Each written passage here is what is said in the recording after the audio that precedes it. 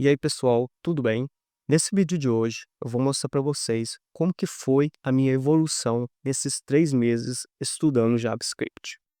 Se você caiu aqui de paraquedas nesse vídeo e não viu o meu vídeo anterior falando sobre o desafio de JavaScript, eu vou dar uma contextualização para você entender melhor.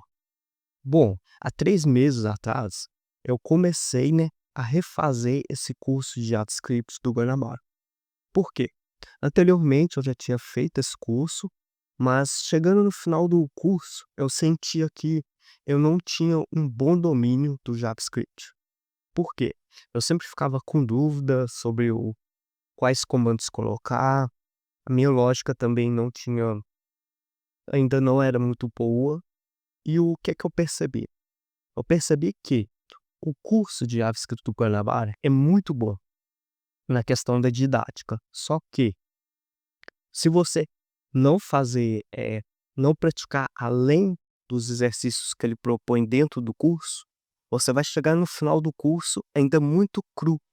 Ou seja, você tem muito conteúdo dentro do curso, que é muito relevante, muito bem explicado, só que você tem poucos exercícios.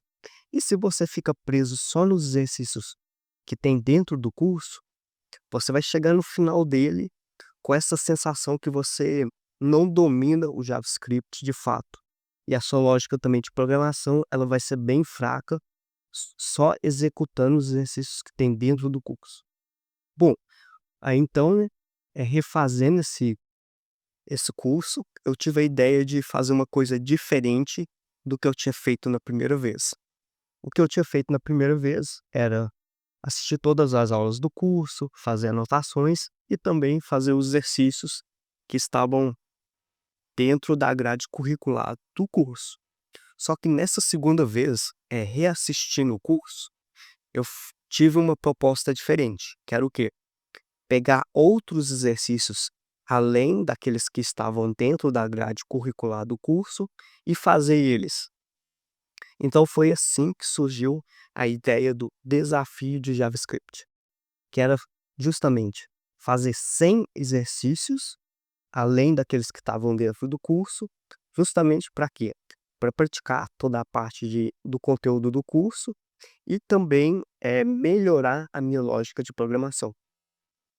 Então, eu vim aqui no LinkedIn, fiz uma postagem explicando sobre o que era o desafio de JavaScript e também convidando outras pessoas que quisessem participar.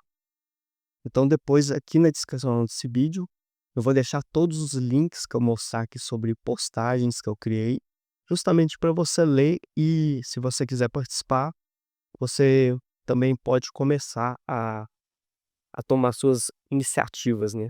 A gente também tem uma comunidade lá no Telegram, para quem quiser tirar dúvidas, trocar ideias com outras pessoas, aí você pode entrar lá na comunidade. Eu vou deixar o link aqui, dessa postagem que eu fiz lá no LinkedIn. E também lá no meu blog, eu fiz um post explicando melhor, de forma mais aprofundada, sobre do que se trata esse desafio de JavaScript. Então esse link eu também vou deixar aqui na descrição. E aqui, uma da um dos requisitos, do desafio de JavaScript, era postar as respostas de forma pública em algum lugar. Por que que eu coloquei isso como um pré-requisito?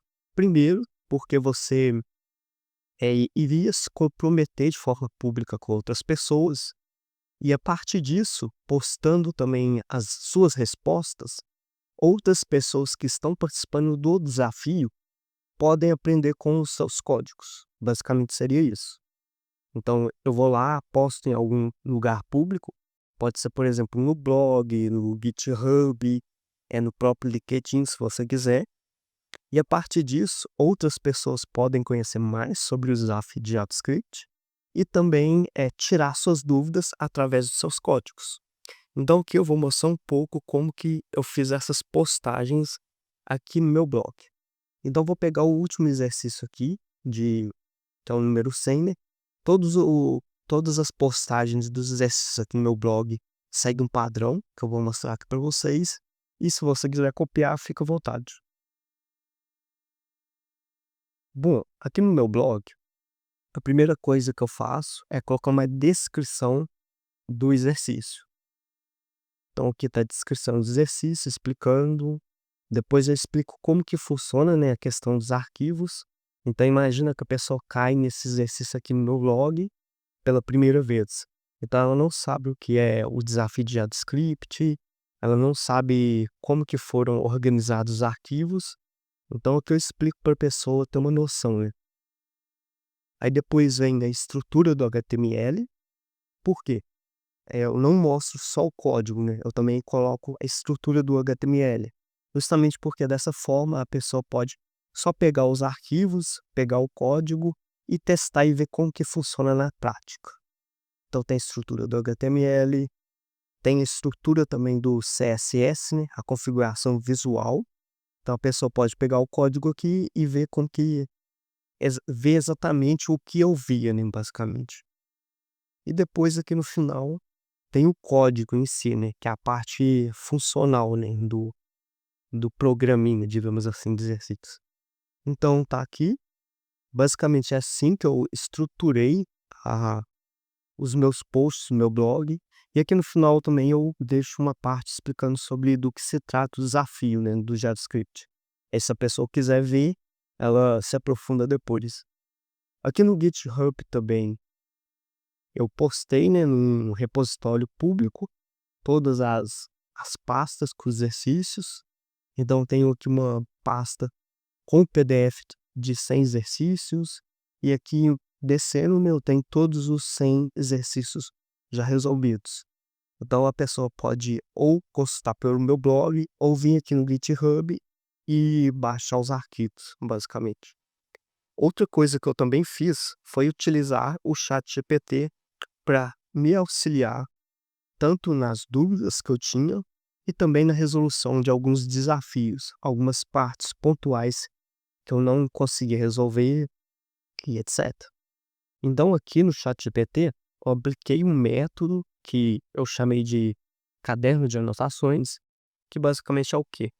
Utilizar uma conversa como se fosse um caderno de anotações e enviar o quê? Enviar dúvidas, enviar anotações que eu também fazia do curso, né? Então eu assisti uma aula lá no curso, pegava as anotações que fiz e jogava tudo aqui dentro dessa conversa.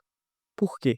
Dessa forma, o ChatGPT iria ter uma base de informações que são mais confiáveis e também o ChatGPT iria observar os padrões tanto de pensamento, né, de estrutura de anotações, por exemplo. Então pensa que quando eu estou assistindo uma aula e eu estou fazendo anotações, tem toda uma questão de como que eu estruturo aquelas informações que estão sendo me passadas. Então tudo isso ajuda o ChatGPT a ter uma noção de como que você aprende e como que ele pode te explicar de uma forma que você também vai entender. Então basicamente eu fazia isso. Tirava, mandava todas as minhas dúvidas aqui, mandava anotações, mandava os códigos que eu criava, então dos desafios, né, eu pegava os códigos dos desafios que eu criava, jogava aqui e pedia para o ChatGPT analisar, ou seja, eu pedia para ele me dar sugestões, feedbacks, justamente para mim melhorar o meu código. Eu sei que muita gente vai falar assim: "Ah, mas o ChatGPT, ainda não é muito bom para programar algumas coisas e etcétera", mas pensa comigo, eu sou uma pessoa que eu não tenho um professor de programação do meu lado para analisar o meu código. Então dificilmente eu vou ter feedback de outra pessoa.